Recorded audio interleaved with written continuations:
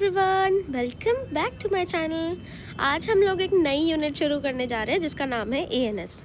और एएनएस में भी बहुत सारे डिवीजन हैं, कोलिनर्जिक, एंटी कोलिनर्जिक, एड्रीनर्जिक। ठीक है, तो सबसे पहले हम लोग कोलिनर्जिक ड्रग्स के बारे में पढ़ेंगे। उससे भी पहले मैं आप लोगों को एएनएस के बारे में बताऊंगी।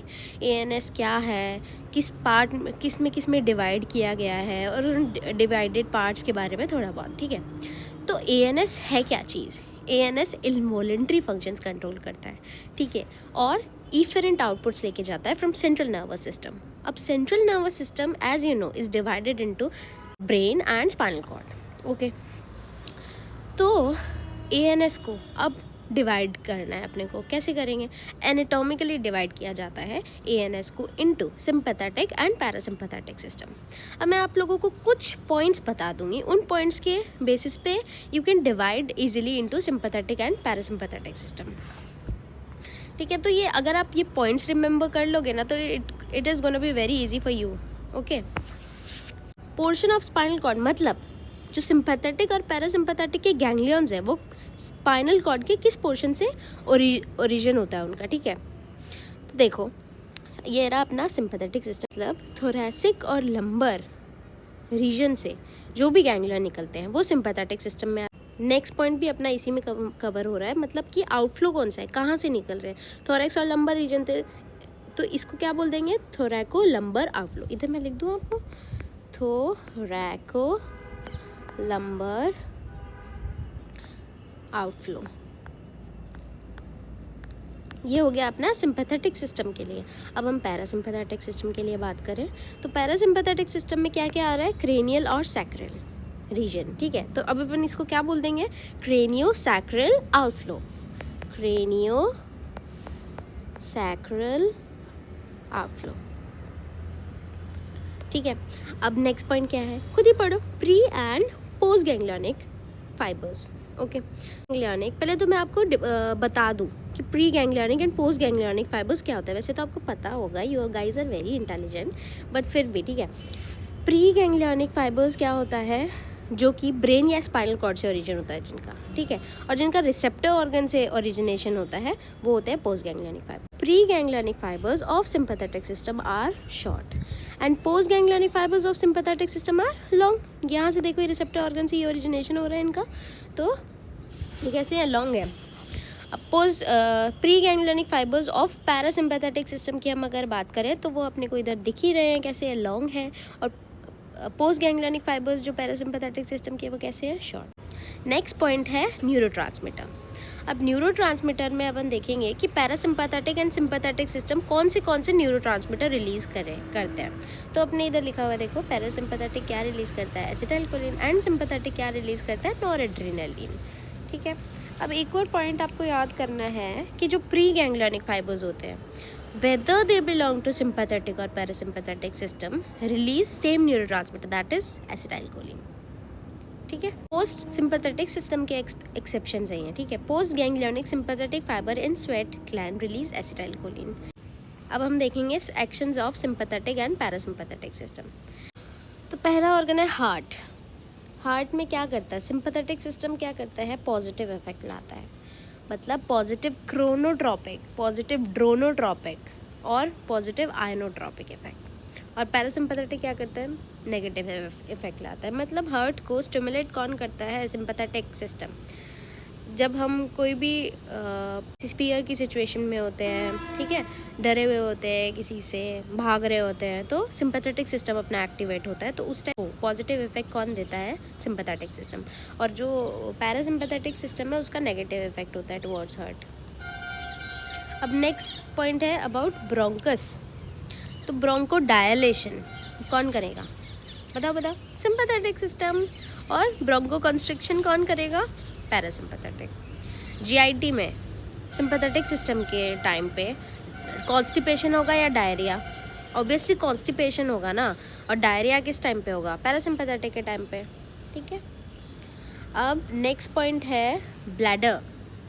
तो जब अपन भाग रहे हैं तो अपना ब्लैडर काम कर रहा है, मतलब ब्लैडर तो काम कर रहा है ऑब्वियसली, बट यूरिन जो है, यूरिन आउटफ्लो वो डिक्रीज़ हो रहा है या बढ़ रहा है? ऑब्वियसली डिक्रीज़ हो रहा है। तुम भाग रहे हो, ऐसा थोड़ी है कि तुम्हें सुसु आ रही है, नहीं आती है। ठीक है। फिर ग्लैंड्स, ग्लैंड्स का सिक्रीशन भी फियर के टाइम पे कम हो जाता है, ठीक है। फियर, फ्लाइट, ये सब की सिचुएशन में क्या हो जाता है, कम हो जाता है। नेक्स्ट पॉइंट इज आई।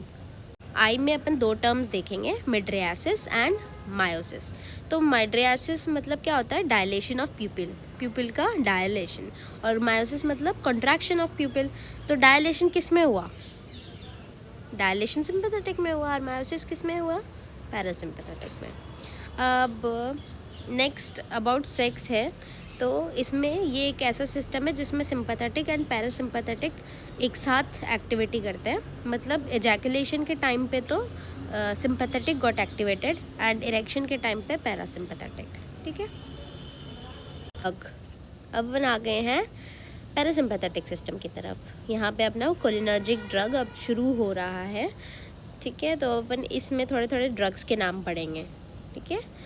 तो पहले तो ये बताओ कि पैरासिम्पैथेटिक सिस्टम में कौन सा आउटफ्लो था, क्रेनियोसैक्रल, वेरी गुड।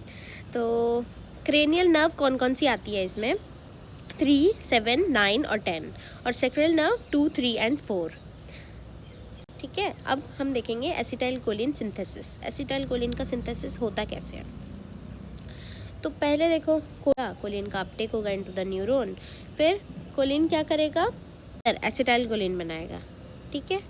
अब एसिटाइल कोलिन वेजाइकल में स्टोर होगा, ठीक है। जब इम्पल्स आएगी तो एसिटाइल कोलिन रिलीज़ हो जाएगा बाहर की तरफ। ये देखो इम्पल्स आ रही है तो एसिटाइल कोलिन बाहर की साइड रिलीज़ हो रहा है। अब ये कितना रिलीज़ होगा तो सिग्नल पे डिपेंड होता है। जैसे ही सिग्नल ख़त्म हो जाएगा तो एसिटाइल कोलिन का डिग्रेडेशन होगा बाय एसिटाइल कोलिन एस्टरेज, ठीक है। एसिटाइल कोलिन एस्टरेज डिग्रेड कर देगा एसिटाइल कोलिन को, ठीक है। अब अपन देखेंगे रेट लिमिटिंग स्टेप क्या है चीज़। अब अपन ड्रग्स के नाम पढ़ेंगे, ठीक है। तो स्टेप थी, फर्स्ट स्टेप क्या हो रहा था, उसमें कोलिन का अपटेक हो रहा था।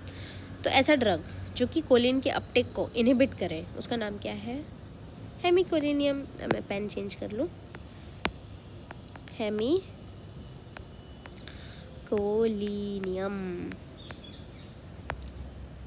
देखो अब मैं ट्रिक बताऊँ, नहीं बाद में बताती हूँ, पहले सबके नाम लिख देती हूँ, बताऊँगी।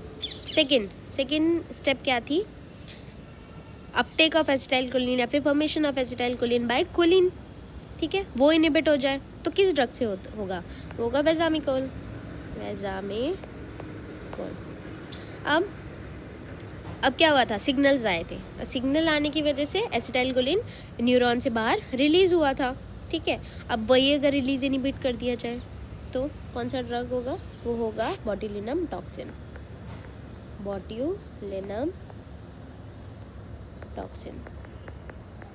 अब क्या था, एसिटाइल कोलिन को ब्रेक करना था बाय एसिटाइल कोलिन एस्टरेज।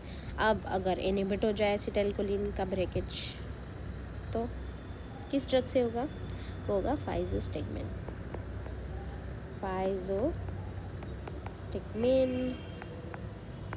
अब ट्रिक सुनो, पहला है हेमिकोलिनियम, मतलब कोलिन आधा, हेमी मतलब हाफ, तो जिसमें कोलिन हाफ हो जाए या कोलिन कम हो जाए तो ड्रग का नाम क्या हो गया, हेमिकोलिनियम।